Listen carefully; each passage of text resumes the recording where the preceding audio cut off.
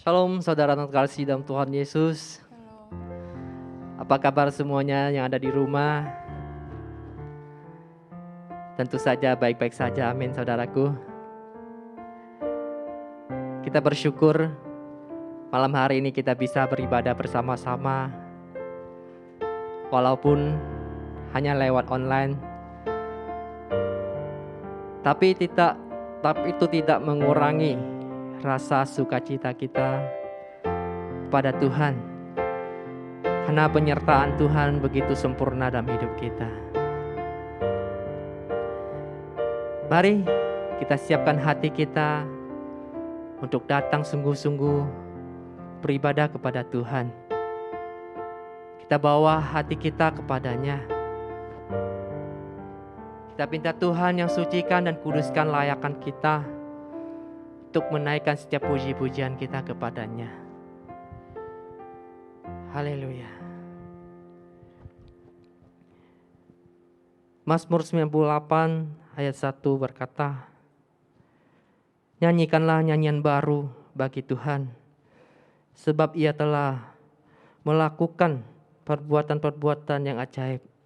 Keselamatan telah dikerjakan kepadanya oleh tangan kanannya, oleh tangannya yang kudus. Ibadah ini kita mulai dalam nama Bapa, Allah, Putra dan Roh Kudus. Kami ingin datang sujud menyembah-Mu Tuhan. Kami ingin nyanyi nyanyian kudus bagi-Mu ya Bapa.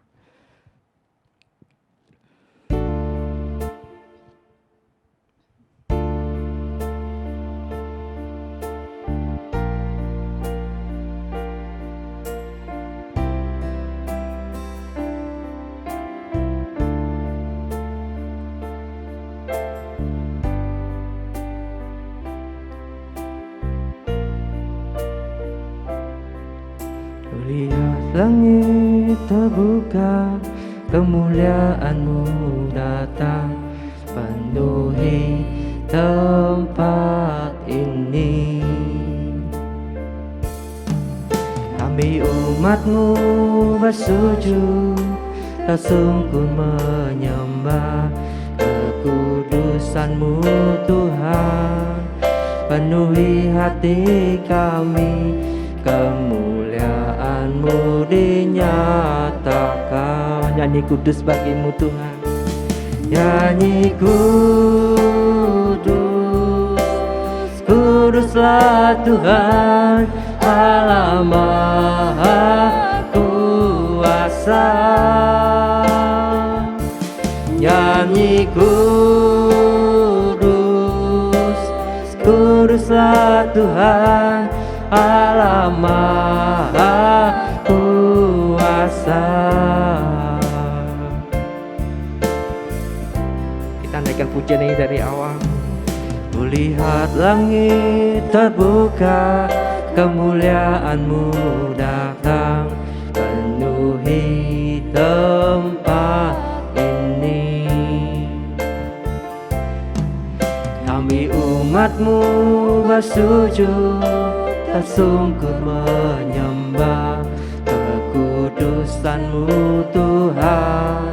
Penuhi hati kami, kemuliaan-Mu dinyatakan.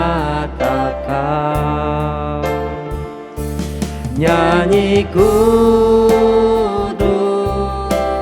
kuduslah Tuhan, Allah Maha Kuasa. Nyanyi kudus, kuduslah Tuhan, Allah Maha Kuasa. Nyanyi kudus, nyanyi kudus, kuduslah Tuhan, Allah Maha Kuasa. Nyanyi kudus, kuduslah Tuhan, Allah Maha Kuasa. Nyanyi Nyanyi kudus, kuduslah Tuhan Allah Maha Kuasa. Nyanyi kudus, kuduslah Tuhan Allah Maha Kuasa. Nyanyi kudus, kuduslah Tuhan Allah Maha Kuasa. Nyanyi kudus, kuduslah Tuhan Allah Maha Kuasa. Allah Maha Kuasa, Allah Maha Kuasa.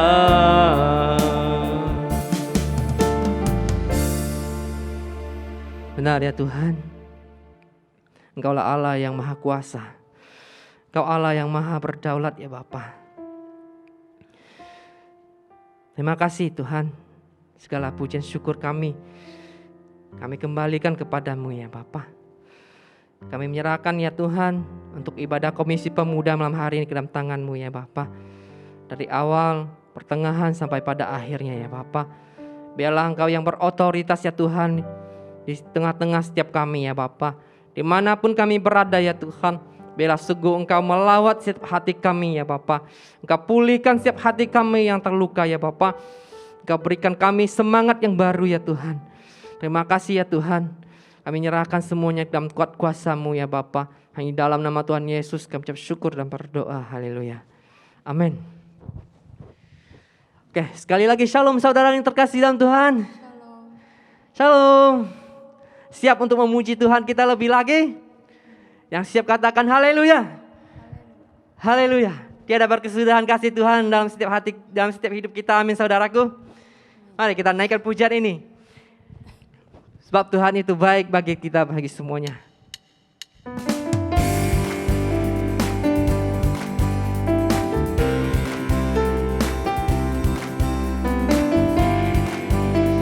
Tiada berkesudahan kasih Tuhan dalam hidup kita.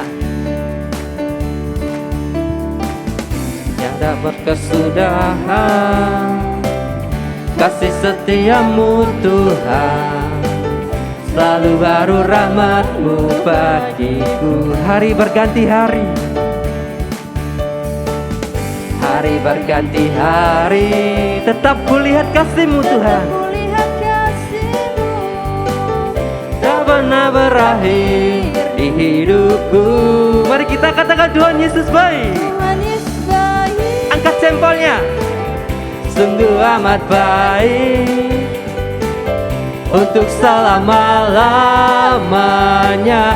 Tuhan Yesus baik, Tuhan Yesus baik, Tuhan Yesus baik, sungguh amat baik, untuk selama-lamanya. Tuhan Yesus baik. Haleluya. Tiada berkesudahan kasih Tuhan. Tiada berkesudahan. Amin. Kasih setia-Mu Tuhan selalu baru. Selalu baru rahmat-Mu bagiku. Amin. Hari berganti hari, tetap kulihat kasih-Mu. Tak pernah berakhir di hidupku. Semuanya angkat jempolnya. Tuhan Yesus baik. Sungguh amat baik, untuk selama-lamanya. Tuhan Yesus baik, Tuhan Yesus baik, Tuhan Yesus baik. Angkat jempolnya. Sungguh amat baik, untuk selama-lamanya. Tuhan Yesus baik. Sekali lagi katakan Tuhan Yesus baik. Tuhan Yesus baik, sungguh amat baik, untuk selama-lamanya. Tuhan Yesus baik, Tuhan Yesus baik, Tuhan Yesus baik, sungguh amat baik, sungguh amat baik, untuk selama-lamanya. Tuhan Yesus baik.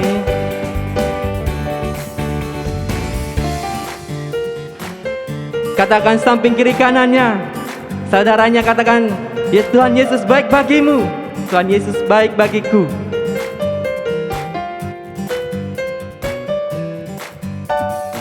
Yesus baik bagimu, Yesus baik bagiku, dulu, sekarang, dan selamanya.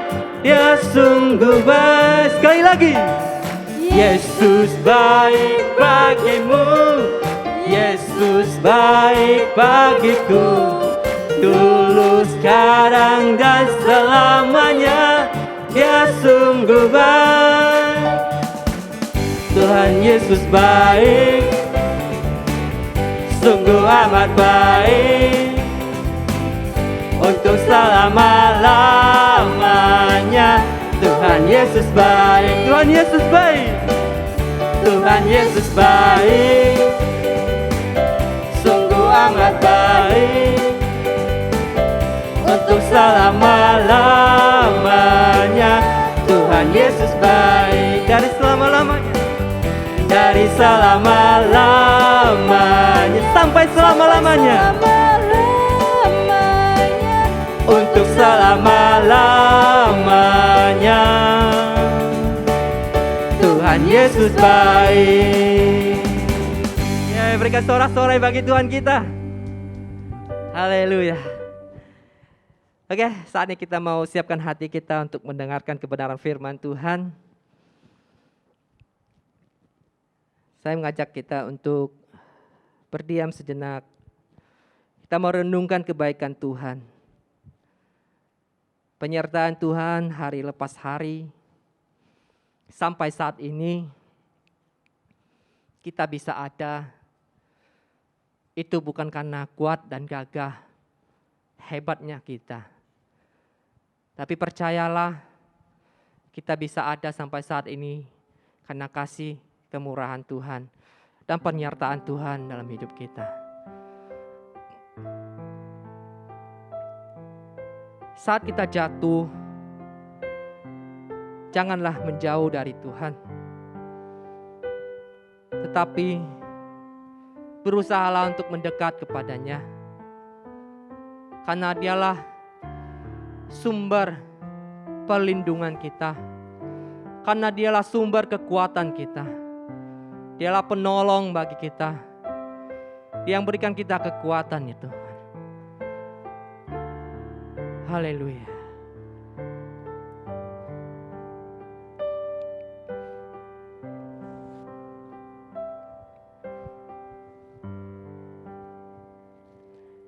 Tuhan, ada suaranya.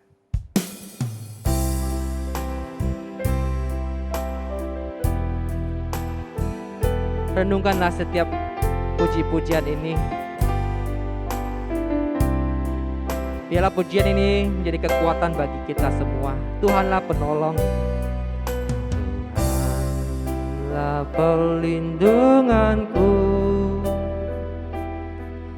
Dialah kekuatanku, penolong di waktu susah, sangat terbukti.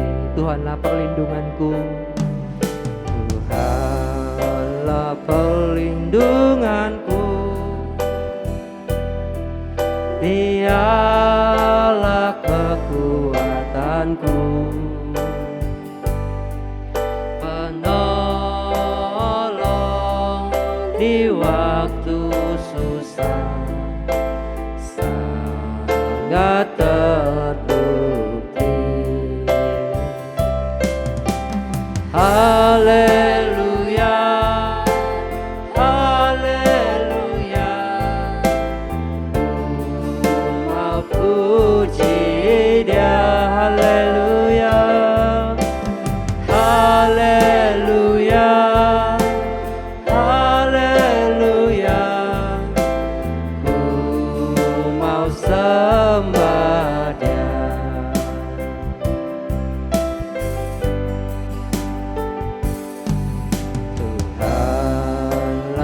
perlindunganku,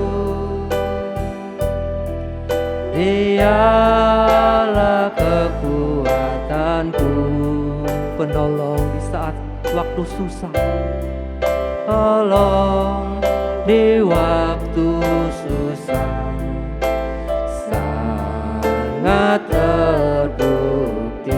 Sekali lagi, Tuhanlah perlindunganku, Tuhanlah perlindunganku, Dialah kekuatanku, penolong di waktu susah, sangat terbukti. Haleluya, haleluya, ku mau puji Dia. Haleluya, haleluya, haleluya, ku mau sembah Dia. Haleluya, haleluya, haleluya, ku mau puji Dia. Haleluya, haleluya, haleluya, ku mau sembah Dia. Ku mau sembah Dia, ku mau sembah Dia, ku mau sembah Dia, ku mau sembah Dia.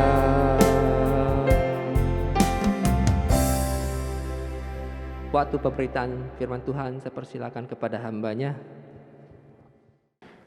Halo, shalom kaum muda yang dikasihi oleh Tuhan. Kita bertemu kembali pada hari ini, tanggal 13 Maret 2021. Tak terasa, waktu berlalu begitu cepat. Di dalam perjalanan kita, apa yang sedang kita perjuangkan. Sesuai dengan tema kita pada hari ini, yaitu seperjuangan. Mari sebelum kita merenungkan kebenaran ini, kita sama-sama kita berdoa. Terima kasih Tuhan, kami bersyukur untuk penyertaan Tuhan dengan waktu yang begitu cepat berlalu sehingga saat ini kami boleh kembali di minggu yang kedua di bulan Maret tahun 2021 ini. Tolong kami Tuhan, kami boleh belajar, boleh bersama-sama berjuang di masa muda kami. Kami mohon pertolongan, kekuatan daripada Tuhan. Terpujilah Tuhan, demi nama Yesus kami berdoa. Amin. Filipi pasal 2 ayat 25 berbunyi, sementara itu kuanggap perlu mengirimkan Epafroditus kepadamu, yaitu saudaraku dan teman sekerja serta teman seperjuanganku, yang kamu utus untuk melayani aku dalam keperluanku. Baik, rekan pemuda yang dikasihi oleh Tuhan, mengawali teks kita, tadi teman kita sudah membacakan teks itu untuk kita. Namun di sini saya memperlihatkan dua perbandingan di dalam PowerPoint kita. Di sini kata yang dipakai oleh Paulus pada bagian firman Tuhan ini, sebenarnya latar belakang ini Paulus ingin menasehati jemaat atau rekan kerja yang ada di Filipi di dalam suasana yang tidak kondusif itu. Satu hal yang Paulus ingatkan di dalam pelayanan kita sebagai sebuah komunitas yang Tuhan izinkan. Ada dua kata yang dipakai di sini adalah teman sekerja dan teman seperjuangan. Teman sekerja saya kasih garis merah dan teman seperjuangan saya kasih garis hijau. Coba saudara perhatikan. Di sini ada dua perbandingan dari teks ini di ayat ini ya. Yaitu Alkitab terjemahan bahasa umum, bahasa Indonesia yang disempurnakan. Kemudian ada ayat Alkitab yang berbahasa sehari-hari atau bahasa yang mudah dipahami.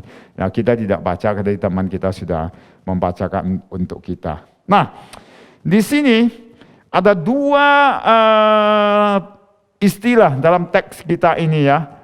Yang pertama itu dikatakan teman sekerja. Yang kedua, teman seperjuangan. Mari teman-teman, berdasarkan teks ini kita lihat sama-sama. Teman sekerja. Nah, teman-teman, teman sekerja dalam komunitas sebuah tempat kerja, hal yang pertama yang harus kita lakukan sebagai teman sekerja adalah saling menopang. Saudara, ini anak bebek ini menggambarkan apa? Menggambarkan bahwa saya dan saudara ini sebenarnya itu memiliki kelebihan dan keunikan dan juga kekurangan kita masing-masing. Untuk itu, sebagai teman sekerja, baik di dalam komunitas, sebagai kaum muda, maupun sebagai jemaat di suatu gereja, kita harus saling menopang. Ya, kami hamba Tuhan menopang Anda, kaum muda, untuk bekerja dengan doa. Anda menopang kami dengan apa? Yaitu dengan memberikan dukungan dalam pelayanan kami, juga saling mendoakan. Ini adalah saling menopang yang kita butuhkan di dalam komunitas, di dalam seperjuangan kita. Jadi kita tidak boleh saling menyikut. Ya, yang kedua, sebagai teman sekerja ya, kita sama-sama kita itu bekerja atau berjuang mencapai tujuan. Tujuan daripada hidup kita sebagai kaum muda di dalam menjalani proses hidup yang harus kita lalui bersama. Kita harus sama-sama berjuang dan bekerja untuk mencapai tujuan kita. Nah, saya rasa tujuan teman-teman muda ini di dalam seperjuangan bersama-sama rekan dalam satu kantor kerja adalah kita sama-sama mencapai hasil, itu dunia kerja. Yang kedua, supaya apa yang kita lakukan itu kita bisa dipercaya oleh bos kita. Bukankah demikian teman-teman?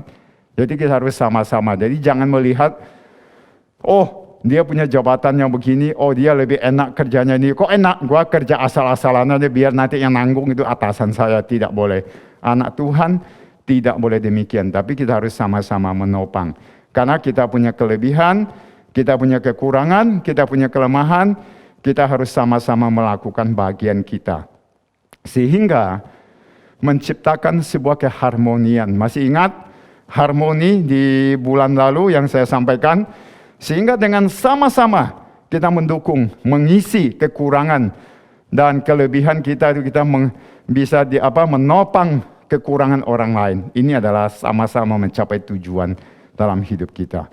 Ya, oke. Yang ketiga, sebagai teman sekerja, kita harus menghargai karunia rekan kita. Nah, saya mengambil contoh dalam sebuah komunitas kerja, kalau kita berjuang. Tadi saya sudah katakan, kita masing-masing punya karunia atau mempunyai talenta kita masing-masing. Jadi itu harus kita hargai. Ya, saya di dalam pelayanan, saya tidak bisa WL, saudara, sebagai hamba Tuhan. Nah, teman-teman saya, apalagi Pak Ari gitu ya, pembina kaum muda. Oh, dia begitu punya karunia. Nah, harus saya hargai juga gitu loh. Nah, seperti itu. Nah, saya punya karunia atau talenta yang lain dalam pelayanan. Saya bisa mendukung rekan-rekan, termasuk Pak Ari.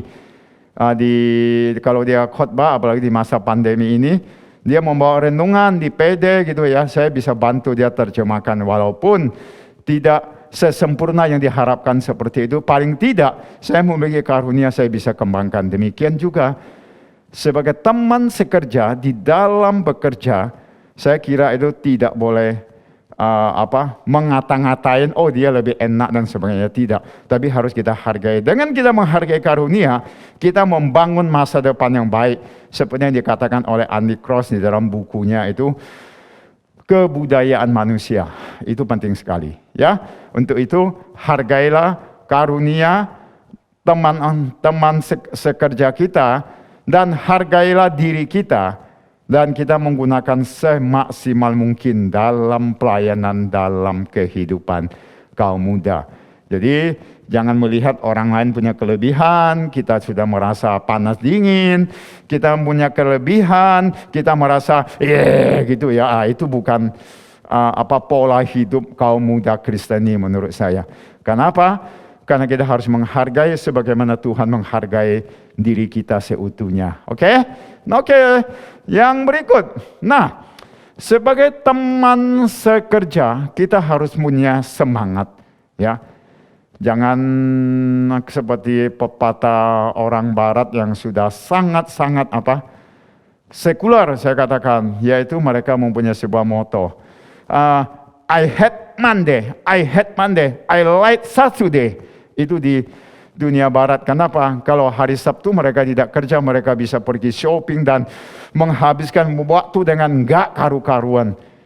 Di era tahun 80-an sampai 90-an, bahkan sampai saat ini. Ya, oleh karena itu kita harus tetap semangat. Mau hari Senin, hari Selasa, hari Sabtu, tetap semangat, optimis bahwa apa yang kita kerjakan itu akan mempengaruhi kinerja, akan memberikan dampak bagi orang lain kalau kita di dalam dunia kerja kita. Ya, kita itu harus optimis ya. Saya tetap optimis. Apa yang saya doakan walaupun belum lihat hasil, saya tetap optimis dan saya tetap melakukan sebisanya, tetap dengan semangat, tidak kendor, alias ciayo ya gitu ya. Itu penting sekali ya.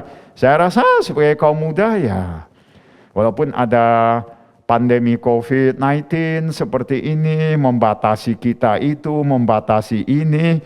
Kalau sebelum COVID, kita mungkin bisa hangout gitu ya, ngopi, dan mungkin jalan-jalan dan sebagainya. Tapi saat ini, kita sudah sangat dibatasi oleh satu kondisi ini. Nah, pertanyaan kita, apakah kita tetap semangat kaum muda? Saya berharap kita sebagai anak Tuhan, kita tetap ciayo, optimis, bekerja, lakukan pekerjaan kita. Ya, tetap semangat seperti dia menaiki satu tangga, step by step, itu begitu susah payah dengan tertati-tati. Saya percaya kita tetap berharap kekuatan penyertaan dari Dia yang menciptakan Anda dan saya, yaitu Tuhan kita Yesus Kristus. Ya, itu harus tetap. Yang berikut, sebagai teman sekerja, kita tidak boleh ini wajib mematuhi jam kerja dan etos kerja. Nah, ini dua hal. Mematuhi jam kerja ya, orang Jepang sangat menghormati jam kerja. Bahkan setengah jam, saya dengar orang-orang di Jepang itu bekerja, sebelum jam masuk kerja, dia sudah datang, dan 15 menit sebelum ganti shift, dia sudah antri di depan ya. Orang Jepang itu termasuk manusia yang patuh dengan aturan ya.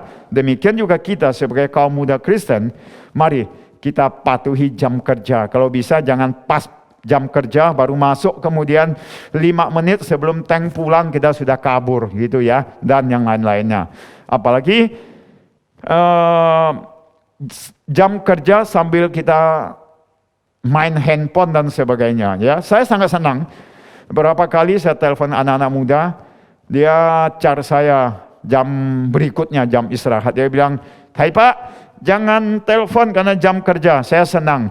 Ya, saya mau tahu mereka ini karena mereka mematuhi aturan jam kerja. Jam kerja ya kerja gitu loh. Jam istirahat ya istirahat. Jam ngopi ya ngopi gitu loh. Kita seharusnya seperti itu gitu ya. Kemudian etos kerja yaitu satu semangat yang itu tadi ya. Satu semangat semacam sebuah pengabdian kita gitu, atau loyalitas kita bekerja itu perlu kita tunjukkan, bukan karena dibayar gitu ya. Saya ngambil contoh, kalau kami hamba Tuhan dulu sebelum pandemi ada jam kantor. Jam kantor biasanya itu mulai dari jam 8 sampai jam 12, jam 12 sampai jam 1 itu jam istirahat, jam makan. 1 jam itu saudara mau tidur, mau ngorok, mau ngopi, mau joget, silakan jam itu. Tapi jam 1 sampai jam 3 kita masuk kembali, kita harus bekerja. Dan setelah jam 3 sampai berikutnya itu jam bebas. Tapi kadang-kadang ada jemaat yang butuh dibesuk jam-jam di bawah jam 3 ya, kami tetap lakukan. Jadi itu yang saya maksud dengan etos kerja kita itu harus ada, apalagi kita sebagai anak Tuhan ya. Itu penting sekali. Baik, itu adalah yang bagian pertama yaitu teman sekerja. Sekarang kita masuk bagian yang kedua dari teks kita, dari Filipi 2 ini, adalah teman seperjuangan. Saudara, teman seperjuangan, teman sekerja, dan teman seperjuangan, kata-kata ini dari Paulus ya. Sebagai teman seperjuangan, saya lihat ada dua sisi bagi kita. Ya, ingat ya, kaum muda dengan rekan-rekan dalam komunitas, sebagai jemaat di gereja ini, kita sebagai teman seperjuangan bersama itu ada dua sisi. Sisi yang pertama adalah sisi jasmania yang kita perjuangkan ya, ada dua bagian ini ya. Tapi dua bagian ini bukan terpisah dari hidup kita, dari realita hidup kita, tidak. Tetapi di sini saya mau menampilkan, memperlihatkan bagian jasmania atau bagian jasmani kita, apa yang kita perjuangkan ya. Kita sama-sama atau kita bersama sedang berjuang menata hidup ini. Artinya apa? Paulus mengatakan, pergunakanlah waktu yang ada sekarang karena waktu ini adalah waktu yang jahat. Waktu di sini bukan pakai kata kronologi, bukan pakai kata kronolog, bukan. Tapi pakai semacam kairos, yaitu kesempatan. Jadi, kesempatan yang ada di zaman kita ini harus kita berjuangkan, menata hidup Anda lebih baik, bisa lebih optimal, dan bisa dinamis. Kemudian apa yang kita kerjakan itu bisa berjalan dengan lancar. Itu perlu kita nata dengan baik.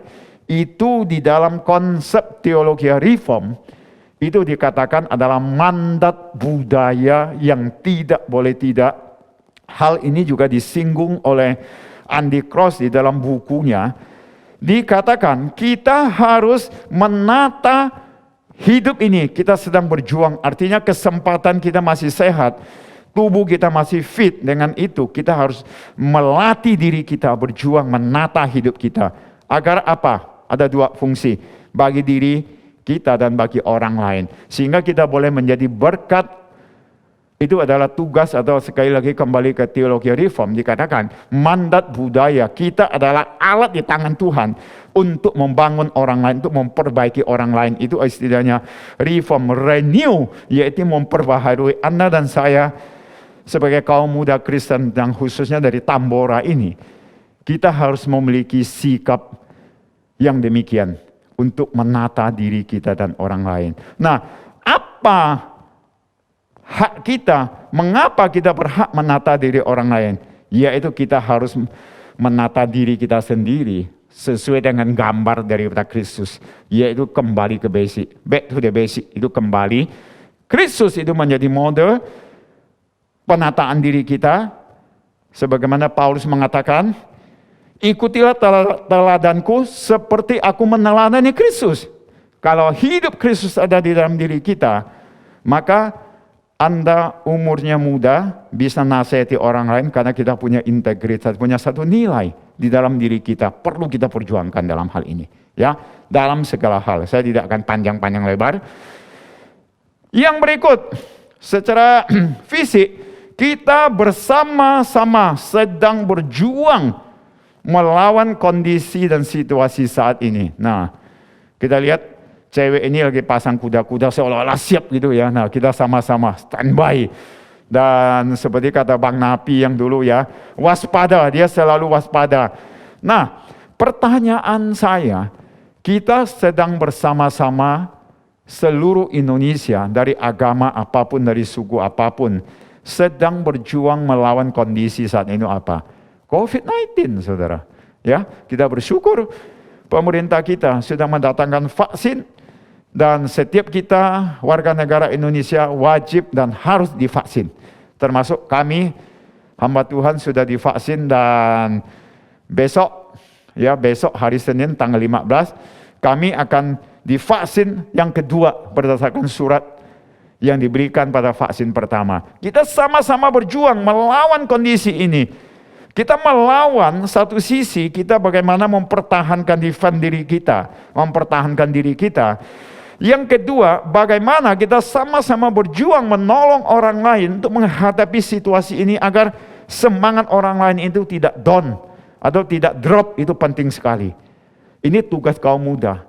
Ya, bagaimana ada orang tua yang sudah ketakutan, saya sudah berumur 70, 80, ini gimana ini, saya mau keluar makan es campur, saya mau keluar ke kerendang, beli kue tiaw, beli kue cap dan sebagainya. Waduh, takutnya setengah mati, sambil makan pun tidak tenang. Nah, ini tugas kita. Mari kita tenangkan, kita melawan bersama-sama situasi ini agar memberikan sebuah spirit atau semangat kepada orang lain. Kita yang sudah hidup di dalam Tuhan. Bukan berarti kita lebih baik, kita tidak takut. Oh ya, saya juga takut, oh saudara ya. Tetapi saya percaya ada penyertaan Tuhan. Saya keluar masuk, saya menjaga diri saya sesuai dengan prokes gitu ya. Pakai masker seperti ini. Saya berkhotbah pakai masker walaupun ngap-ngapan gitu ya. Nah, ini perlu kita lakukan. Inilah perjuangan kita yang perlu Anda dan saya perjuangkan. Ya, ini yang kedua dari sisi spiritual kita, dari sisi jasmania kita ya saat ini. Nah, sisi yang kedua di dalam seperjuangan atau teman seperjuangan kita itu perjuangan kita dari sisi rohani. Nah, ini agak berat saudara ya. Yang pertama dari sisi perjuangan kita dalam hal spiritual adalah di tengah pandemi COVID-19 ini, apakah iman kita masih tertuju kepada Tuhan Yesus? Pertanyaan saya sederhana seperti itu. Kenapa saya bertanya dengan pertanyaan ini? Karena pro dan kontra dan juga fakta di depan mata kita. Ada orang di masa pandemi ini keluarga berantakan karena mereka sudah tidak percaya lagi kepada Tuhan. Kenapa? Karena selama ini mereka selalu hidupnya lancar, berdoa sementara seolah-olah Tuhan itu memberi kelancaran buat mereka. Memang benar. Tetapi saat ini ada yang sudah berdoa cungkil balik, maaf. Bahkan ada yang lebih berani lagi mengatakan seolah-olah punya kuasa untuk menghentikan segala penyebaran virus yang terjadi di muka bumi ini. Tetapi ternyata tidak, malah penyebarannya lebih mengerikan dari hari ke hari. Sehingga iman mereka kepada Tuhan itu seolah-olah itu mulai pudar. Maka hal yang pertama saya pertanyakan di dalam sisi spiritual, apakah kita masih yakin bahwa Tuhan masih campur tangan atau intervensi di dalam hidup kita? Atau dengan kata lain, di dalam melewati proses yang sudah cukup panjang, sudah setahun ini, apakah kita tetap yakin bahwa Tuhan tetap bertindak? Ini yang menjadi pertanyaan bagi kita. Bagi saya, kalau Tuhan tidak bertindak, kita semuanya sudah lenyap dari muka bumi ini. Karena saya percaya, tangan Tuhan masih memelihara Anda dan saya. Terlebih lagi, saya bersyukur kepada Tuhan, boleh dibilang itu yang paling banyak bersentuhan dengan masyarakat umum adalah saya. Harus ke rumah duka, harus ke tempat ini, kadang ini, walaupun besok sudah ditiadakan sampai saat ini. Ini penting sekali. Ini apakah iman kita masih ada tertuju kepada Tuhan Yesus. Ini yang pertama dari sisi rohani atau dari sisi spiritual kita. Yang kedua dari sisi spiritual kita. Nah, apakah di tengah pandemi ini, bagaimana relasi kita dengan Tuhan saat ini? Apakah retak seperti gambar itu? Ataukah sudah renggang hubungan kita dengan Tuhan? Bagaimana doa kita? Bagaimana kita membaca firman Tuhan hari lepas hari? Apakah masih kita membaca? Ataukah kita sudah lupa memikirkan kapan pandemi ini akan berlalu? Ini juga penting sekali. Banyak keluarga Kristen yang mengaku adalah percaya kepada Tuhan Yesus. Dengan adanya pandemi pada saat ini, mereka sudah tidak ibadah lagi. Yang sangat saya sesalkan adalah keluarga-keluarga muda yang baru dibangun, dikaruniai anak yang lucu, cantik, imut gitu ya. Kadang kita bertanya, masihkah ikut ibadah online? Alasannya sibuk, ini segudang alasan. Nah, ini juga penting. Kembali kita merefleksikan diri kita. Kita sedang berjuang. Kalau memang kita diingatkan, mari kita sama-sama kita berjuang. Ada sisi lain yang perlu kita perjuangkan yang tidak kelihatan. Karena Paulus pun berkata, melawan kuasa yang tidak kelihatan, penguasa angkasa, roh yang tidak kelihatan, itu lebih sulit. Tetapi kita membutuhkan pendekatan atau relasi pribadi kita dengan Tuhan. Dari situ kita mendapatkan kekuatan, baru kita bisa melakukannya. Karena Anda dan saya adalah manusia yang lemah, tidak bisa dipungkiri. Kita tidak bisa kuat dengan kekuatan diri sendiri. Satu hari oke, 1 minggu oke, 1 bulan oke, mungkin 1-2 tahun oke, tapi perjalanan dalam proses waktu yang begitu panjang, Anda dan saya akan rela. Oleh karena itu Yesus berkata, marilah kepadaku semua yang letih lesu, aku akan memberikan kelegaan kepadamu. Marilah. Saya harap setiap kaum muda, mari kita kembali kepada Tuhan. Biarlah Tuhan adalah sumber, Dia akan memberikan kelegaan kepada setiap kita. Kita memperbaiki relasi kita, jangan sampai retak di dalam kegalauan kita. Oke, pertanyaan yang ketiga, di dalam kita sebagai teman seperjuangan dari sisi rohani, adakah Anda berjuang ikut ibadah online GKJ Tambora? Kenapa saya tekankan GKJ Tambora? Banyak GKJ yang lain juga mengadakan, karena Anda dan saya adalah berjemaat berdomisili secara rohani, berjemaat adalah di GKJ Tambora. Tidak mungkin Anda mau menikah, tidak mungkin Anda mau itu ini, Anda cari ke GKJ lain, karena pasti Anda dilempar kembali ke GKJ Tambora. Untuk itu, saya tetap mengajak kita berjuang. Mari, kita yang bisa mengerti beberapa bahasa, Mandarin, bahasa Kek. Nah, kalau nggak bisa mengerti kedua bahasa itu, bahasa Indonesia jam 10, Anda bisa bangun jam 9, sudah mandi, makan, ngopi. Setelah itu Anda bisa ikuti ibadah online. Kalau Anda tidak mau ikuti ibadah bahasa Mandarin dan bahasa Kek dan sebagainya. Nah, adakah kita memperjuangkan ikut ibadah online ini? Kenapa kita perlu ikut ibadah online GKJ Tambora? Karena sekali lagi, Anda adalah jemaat GKJ Tambora. Anda perlu tahu informasi apa yang terjadi selama pandemi ini. Walaupun kita tidak ke gereja, tetapi informasi alias berita akan ditayangkan di akhir dari ibadah itu sendiri. Ya, akan diperlihatkan. Mungkin ada kelahiran, ada yang dipanggil pulang ke surga, fotonya semuanya akan ditampilkan. Supaya Anda tidak bertanya mencari ke sana kemari. Semuanya itu yang berita yang penting, informasi penting akan ditampilkan. Ya, oke? Mari, kalau Anda yang masih belum, mari mulai besok dan seterusnya kita tetap berjuang ikut ibadah online. Ya, ada 3 ibadah, kecuali Anda tidak bisa mengerti bahasa yang lain, Anda ikuti ibadah bahasa Indonesia. Kecuali di minggu pertama, di minggu kedua dan seterusnya itu di YouTube itu bisa diputar ulang, bisa kita buka kembali karena belum dihilangin gitu ya. Saya nggak tahu istilah bahasa IT-nya apa. Kalau bagi saya paling gampang saya bilang apa, dihilangin itu ya, dicopot atau enggak, atau dicabut dari uploadannya dan sebagainya seperti itu ya. Nah, itu masih ada kecuali di minggu pertama. Nah, itu ketentuan sinode seperti itu gitu ya. Ya, kita tetap bisa buka ulang kembali ya, kita perjuangkan. Oke. Nah, sampai detik ini yang keempat di dalam hal spiritual, dalam perjuangan, saya harus katakan bahwa sampai detik ini kita masih berjuang. Apa yang kita perjuangkan? Kaum muda yang bekerja sedang berjuang mengumpulkan banyak duit, ya mungkin mau menikah.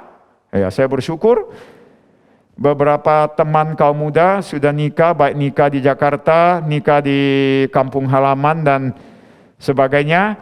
Tapi mereka tetap berjuang untuk menata hidup mereka, dan perjuangan itu meliputi banyak hal, baik di dalam jasmani maupun meliputi hal rohani. Kita sama-sama memperjuangkannya sampai detik ini. Sampai kapan? Pepatah Tionghoa mengatakan, perjuangan kita sampai 2 kaki menghadap ke atas, alias kita sudah dipanggil oleh Tuhan, kita berhenti berjuang. Selama kita hidup di dunia ini, Anda dan saya harus berjuang. Itu adalah tugas yang diberikan oleh Tuhan kepada kita untuk menata hidup ini. perlu sebuah perjuangan. Itu artinya kita hidup di sebuah dunia yang berdosa itu tidak gampang. Perlu kita perjuangkan. Oke? Itu yang keempat. Yang terakhir sekali saudara ya. Nah, di dalam perjuangan kita, mari kita hadirkan Tuhan di dalam perjuanganmu dan perjuanganku bersama. Di dalam perencanaan apapun, kita harus ingat bahwa kita terbatas, kita membutuhkan Tuhan yang tak terbatas. Untuk itu, kita harus selalu hadirkan Tuhan di dalam perjuangan kita, karena kita tidak memiliki kekuatan apapun. Baik, terakhir, saya harus bacakan satu ayat kembali di dalam Filipi sebagai penutup. Pasal 4 ayat 13 dikatakan, segala perkara dapat kutanggung di dalam Dia yang memberi kekuatan kepadaku. Kepadaku ada kepada setiap kita untuk apa? Untuk berjuang. Untuk itu, selamat berjuang sampai akhir kaum muda. Tuhan Yesus memberkati kita semuanya. Mari kita tutup di dalam doa. Bapa Surgawi, terima kasih pada kesempatan ini hamba sudah menyampaikan bagian ini yang bisa hamba sampaikan. Biarlah Tuhan materaikan agar firman ini boleh memberikan kekuatan bagi setiap kaum muda agar kami tetap optimis berjuang menata hidup kami dan di dalamnya kami boleh digerakkan oleh kuasa Roh Kudus senantiasa untuk menghadirkan Tuhan di dalam perjuangan kami, karena pada dasarnya kami manusia yang lemah, kami tidak berdaya, kami membutuhkan kekuatan dan pertolongan daripada Tuhan. Terima kasih Tuhan, dengar seruan kami, dan sebelumnya itu Engkau berkati kaum muda, masa depan, keluarga yang sudah mereka bentuk dan yang pada saatnya sedang merencanakan, Engkau berkati, Engkau pimpin mereka, dan berkatilah gerejamu di tempat ini di masa-masa yang akan datang, dan seterusnya. Dalam nama Tuhan Yesus kami berdoa, kami mengucap syukur. Amin. Salam teman-teman. Terima kasih kepada hamba-Nya yang sudah melayani pada malam hari ini. Kiranya Tuhan Yesus memberkati. Kepada teman-teman yang sudah melayani pada malam hari ini sebagai WL, singer, pemusik, kiranya Tuhan Yesus memberkati. Teman-teman yang sudah diberkati pada malam hari ini, saya mengajak teman-teman selalu ikut Komisi Pemuda di online. Teman-teman tetap semangat, ciao. Saya minta kepada hamba-Nya untuk memimpin doa berkat. Terima kasih Tuhan, di akhir daripada ibadah ini kaum muda, mari kita arahkan hati kita terima berkat daripada Tuhan. Biarlah damai sejahtera daripada Allah Bapa, anugerah dan keselamatan di dalam Yesus Kristus, penghiburan, penyertaan dari kuasa Roh Kudus, senantiasa menyertai, membimbing, memberikan kekuatan, semangat kepada kaum muda untuk tetap berjuang bersama dengan Allah Tritunggal dari sekarang sampai selama-lamanya. Amin.